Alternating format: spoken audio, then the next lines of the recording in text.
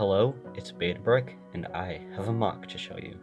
But, actually, it's not finished yet, so, yeah, I'll get back to you. Alright, I recorded that clip months back, before I even knew if I was going to finish this mock, and it's kinda cringy. Anyways, after a few months of it sitting there and going through a bunch of changes and iterations, I finally finished it. So enough waiting, let's get into the video.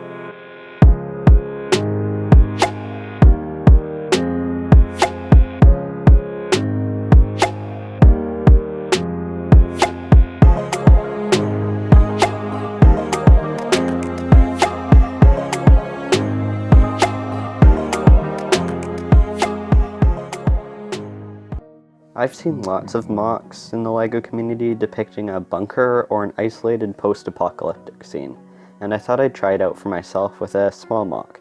In this mock, I have a small bunker door in a grassy landscape with a platform extending out over a cliff. The main thing I like about these mocks, and I wanted to achieve with this one, is the balance and integration between the natural and the man-made parts. Starting with the actual bunker part of the mock, the outside has a plain design broken up with some dials in the back, steps on the side, and a vent. The roof has a small light, a vent, an antenna for catching those satellite communications, and another small instrument. The front of the bunker has another vent and a passcode entry thing. The door was annoyingly difficult to design because I wanted the tiles to line up with the frame, and I also used a couple of brackets to fill in the tiny gaps. The path comes out from the door and is made with some masonry bricks and plates to add texture. The platform had its specific shape from the beginning, but was very difficult to integrate. I ended up having to use Technic to connect it. The end of the platform has a cool technique. I had to smooth the anti-studs which would be there, so I used the robot claw piece attached to a tile. This piece slides perfectly into the brick and slope pieces, and the claw attaches to the bottom tubes of the tile.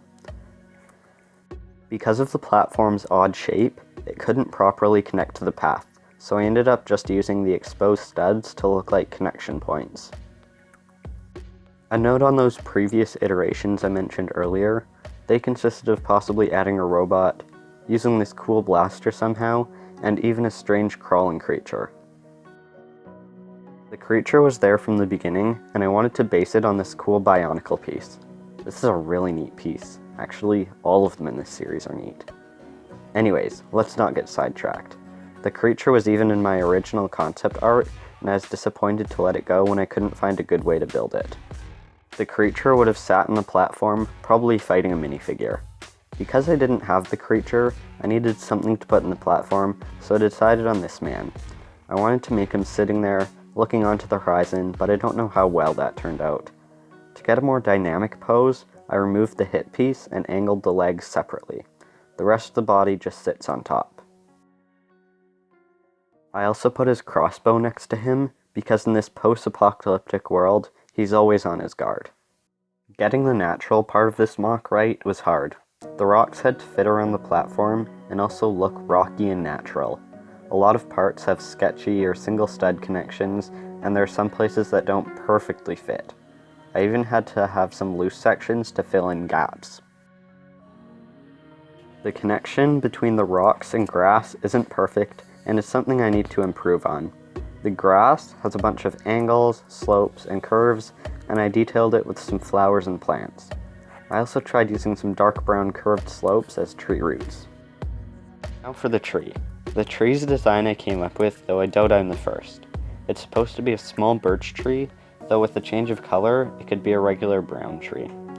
I was debating whether or not to do a how to build for this tree in this video, or make a separate tree tutorial video, but I don't know if I'll ever do that, so I'll do a quick tutorial here.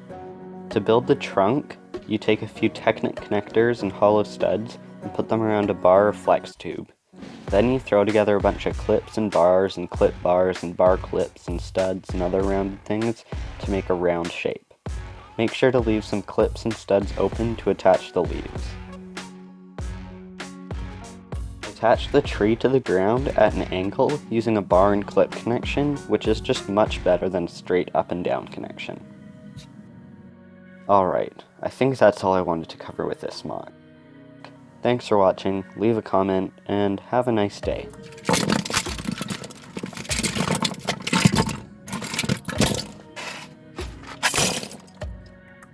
I need the parts.